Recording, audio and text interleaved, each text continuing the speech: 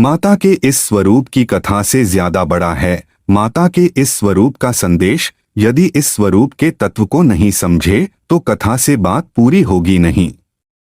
मित्रों, जगदम्बा माता की महिमा अपरंपार है। यह सत्य है कि सब ब्रह्मा का ही अंश है, लेकिन हम जिस जीव जगत में जीते हैं वह पूर्ण रूप से जगत माता महामाया की क्रीड़ास्थली है।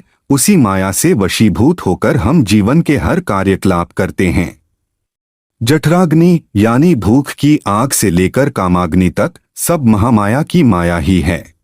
किस अग्नि का हमारे जीवन चक्र में कितना स्थान होना चाहिए, इसका सार जगदम्बा के इस स्वरूप में दिखता है। दिखने में यह स्वरूप भयानक है, परंतु संतान और आश्रितों के पालन पोषण का जो महत्व माता ने इस स्वरूप में दिया है वह परम कल्याणकारी है। जगदम्बा के इस स्वरूप के पीछे की कथा बड़ी अद्भुत है। चलिए जानते हैं। एक समय की बात है जब शिवप्रिया मां पार्वती मंदाकिनी ने स्नान करने के लिए गई हुई थीं। साथ में उनकी प्रिय सखियां जया और विजया भी थीं। दोनों को बहुत भूख लगी। माता को भी भूख की अनुभूति हुई, इससे उनका स्वरूप काला पड़ गया। माता की सखियां भोजन के लिए गुहार करने लगी। मित्रों, माता जगदम्बा की सखियां जया विजया कोई सामान्य नहीं हैं। शाक्त परंपराओं में इनका बहुत महात्म्य है। इन दोनों ने मां पार्वती से कहा कि भूख लगी है, परंतु उस समय महामाया प्रकृति में लीन थीं। मंदाकिनी में स्नान के बहाने वह पूरे जगत पर करुणा बरसा रही थीं। उन्होंने जया विजया की बात अनसुनी कर दी, लेकिन जया विजया ने माता जगदम्ब से भोजन की गुहार करती जा रही थी। हार मानकर जया विजया ने माता से कठोर वचन कहा। माता अपने शिशु की रक्षा के लिए, उसके उदर की भूख मिटाने के लिए अपना रुधिर यानी रक्त पिला देती है। आप तो संसार की पालक हो, सबकी भूख शांत करती हैं, तो क्या हमारी भूख नहीं मिटेगी? जया और विजया जैसी प्रिय सखियों के ताने सुनकर पार्वती सचमुच क्रोधित हो उठीं। जगदम्बा नदी से बाहर आईं और अपने खड्ग का आह्वान किया और अपना सिर काट लिया। माता के धड़ से रक्त की 3 धाराएं निकलीं, जिसमें से 2 धाराएं जया विजया के मुंह में गई। तीसरी धारा स्वयं जगदम्बा के मुख में आकर गिरी। तीनों ही वह रक्त पीने लगीं। माता जब स्तनों से दूध पिलाती है वह उसका रुधिर ही तो होता है। जगदम्बा ने स्वयं अपना ही रक्त पी लिया तो उनका स्वभाव और उग्र हो गया। पूरे देवमंडल में त्राही त्राही मच गई। देवी का यह उग्र स्वरूप देखकर देवगण भय से कांपने लगे। उन्हें भय हुआ कि कहीं अम्बा फिर से काली का रूप लेकर पूरी सृष्टि के विनाश पर न उतारू हो जाएं। आखिरकार महादेव इस समस्या के समाधान के लिए आगे आए। उन्होंने कबंध शिव का रूप धारण किया और देवी के प्रचंड स्वरूप को शांत किया। शिवजी के आग्रह को जगदम्बा टाल नहीं पाईं और पार्वती के रूप में लौटीं।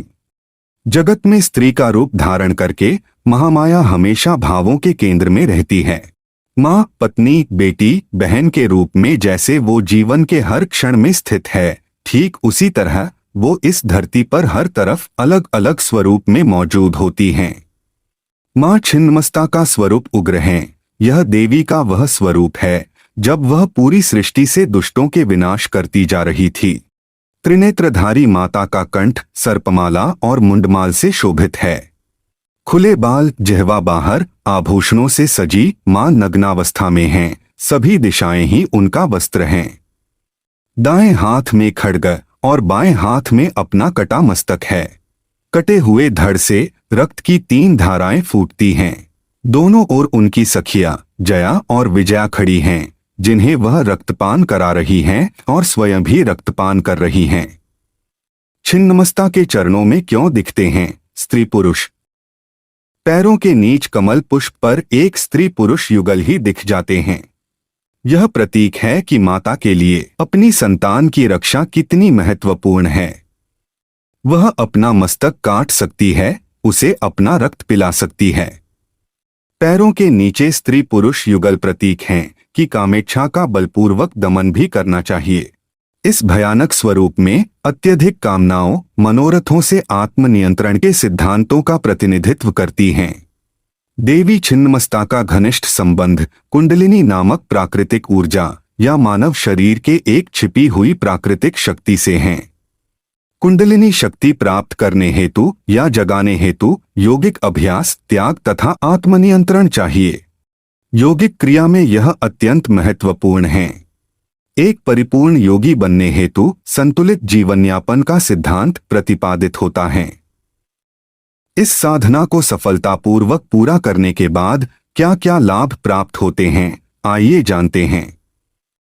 मित्रों, साधना पूर्ण होने पर व्यक्ति को टेलीपैथी की शक्ति प्राप्त होती है।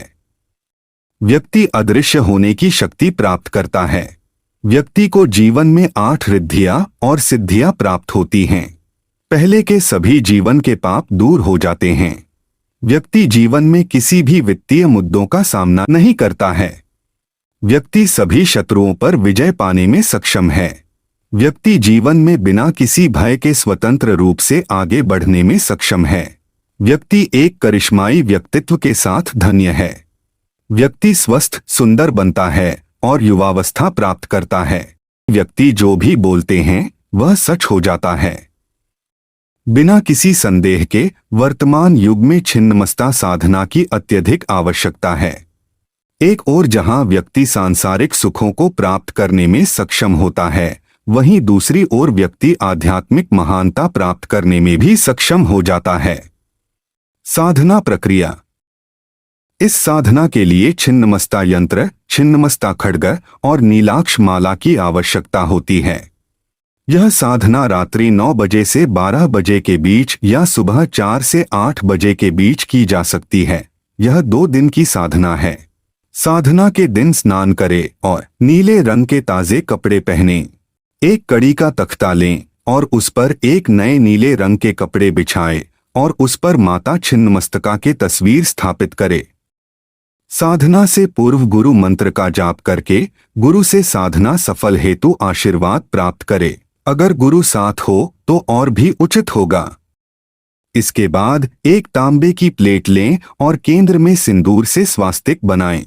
सिंदूर के साथ चारों दिशाओं में 4 त्रिशूल भी बनाएं।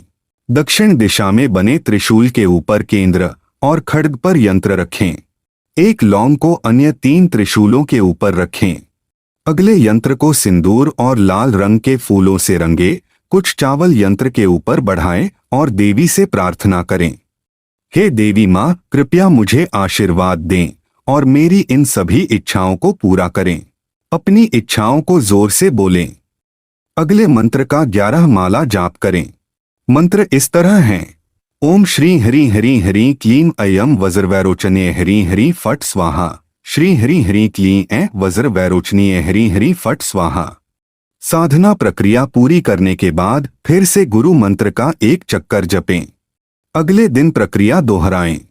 साधना पूर्ण होने के बाद नीले रंग के कपड़े के भीतर सभी साधना सामग्री को बांधें और किसी पवित्र नदी या तालाब में गिरा दें। इससे साधना प्रक्रिया पूरी होती है।